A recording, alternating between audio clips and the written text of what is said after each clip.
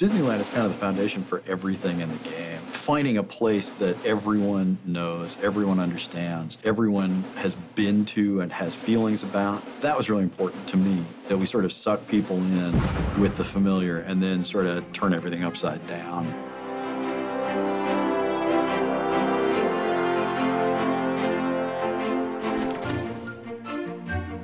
If Walt Disney was going to bring into existence a world for forgotten and rejected characters, what form would it take?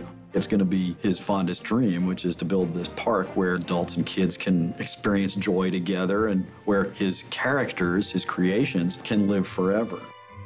In that sort of imaginary creation, it wasn't born fully formed. It wasn't perfect. It was incomplete.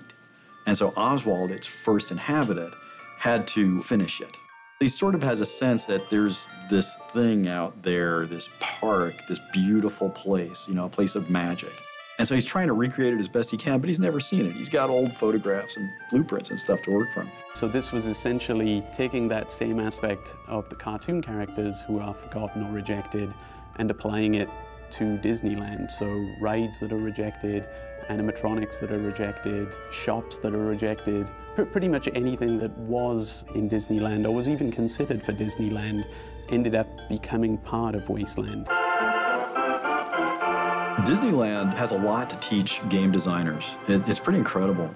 The way the place is structured with a hub and spokes and transition areas that take you out of one place and sort of ease you into another one. We kept looking at all of the little details in the park that had come up throughout history and what we could do to pull from each one of those. Tomorrowland itself provided us a lot of inspiration for things that had been taken out and replaced. For a majority of the Tomorrowland Beetleworks characters, they've got elements of Tomorrowland from the theme parks in there. So you'll see little bits and pieces, and a lot of diehard Disney fans will be able to pick out certain characters or different rides. We tell stories through space, and there is no one better than an Imagineer at doing that. What the Imagineers do has infinite lessons to teach us.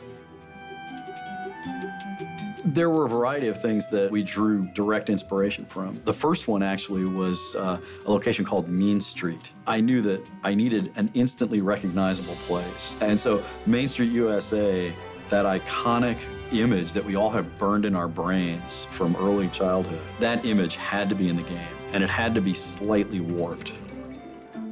Gremlin Village is sort of Small World, sort of utilitunnels underneath Disneyland, you know, mixed together. It maintains the same Mary Blair feel of texture and color and, you know, just crazy circus kind of palette. Yet we come back and totally weather it and wear it and dilapidate it. The iconic clock tower. I looked at that thing at Disneyland and I just said, that's gotta be my first boss monster. That thing has to come to life. For Lonesome Manor, we start out in the graveyard. In the park, there's actually a line that kind of meanders through a graveyard. We kept the same sort of theme, but kind of turned it into more of a platforming experience. We kept certain rooms and themes, the ballroom, the library, the stretching room. Everyone who goes to Disney World stands there and they watch those paintings stretch and they see the flashes at the top. Well, here, you're going to interact with that stuff. We wanted to hint, you know, at the real place, at the real Disney, but from there we could veer off and make it as dark or crazy as we wanted it to be, which was really fun. It really kind of falls into this world of Wasteland being something that people can identify with and feel very familiar and comfortable, but at the same time, it doesn't quite match up to reality, and of course that's as intended.